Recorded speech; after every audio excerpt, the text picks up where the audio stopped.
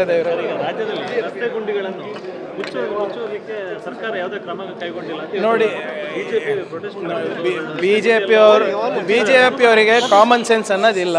ಧಾರಾಕಾರವಾಗಿ ಮಳೆ ಸುರಿದಾಗ ಸಹಜವಾಗಿ ಇನ್ಫ್ರಾಸ್ಟ್ರಕ್ಚರ್ ಸ್ವಲ್ಪ ಕುಸಿತದೆ, ಗುಂಡಿಗಳು ಬೀಳೋದು ಸಹಜ. ಅವ್ರ ಸರ್ಕಾರದ ಇದ್ದಾಗ ಮಳೆ ಬಿದ್ದಾಗ ಗುಂಡಿಗಳು ಬಿದ್ದಿಲ್ವಾ?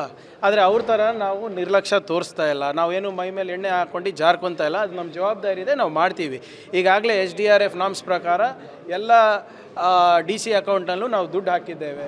ಇನ್ಫ್ರಾಸ್ಟ್ರಕ್ಚರಿಗೆ, ಎಸ್ಪೆಷಲಿ ಕ್ರಿಟಿಕಲ್ ಇನ್ಫ್ರಾಸ್ಟ್ರಕ್ಚರ್ ಯಾವುದು ಬ್ರಿಡ್ಜ್ ಇರ್ಬೋದು, ಹ್ಯಾಬಿಟೇಷನ್ ಕನೆಕ್ಟಿವಿಟಿ ಇರ್ಬೋದು, ಅದೆಲ್ಲನೂ ಕೂಡ ಮೊನ್ನೆ ಮುಖ್ಯಮಂತ್ರಿಗಳ ಮುಂದೆ ಎಲ್ಲ DCಗಳು CEOಗಳು ಪ್ರಸ್ತಾವನೆಯನ್ನು ಇಟ್ಟಿದ್ದಾರೆ. ನಮ್ಮದು ಪ್ರಯಾರಿಟಿ ಏನಿದೆ, ಫಸ್ಟು ಕನೆಕ್ಟಿವಿಟಿಯನ್ನು ಸರಿಪಡಿಸೋದು. ಯಾಕಂದರೆ ಸಾಕಷ್ಟು ಕಡೆ ಕನೆಕ್ಟಿವಿಟಿ ಹೋಗಿದೆ. ನಾವು ಈಗ ಮಳೆಗಾಲ ಆದಮೇಲೆ ಪ್ರಾರಂಭ ಆಗುತ್ತೆ ಕೆಲಸ. ಮಳೆಗಾಲದಲ್ಲಿ ಹೇಗೆ ಕೆಲಸ ಮಾಡಲಿಕ್ಕೆ ಸಾಧ್ಯ ಆಗ್ತದೆ? ಅಷ್ಟು ಸಾಮಾನ್ಯ ಪ್ರಜ್ಞೆ BJP ಅವರಿಗಿಲ್ವಾ? ಅದು ನಮ್ಮ ಜವಾಬ್ದಾರಿ ಇದೆ. We will do it. ಒಳ್ಳೇದಾಯಿತು, ರಾಜ್ಯಾದ್ಯಂತ ಮಾಡಲಿ.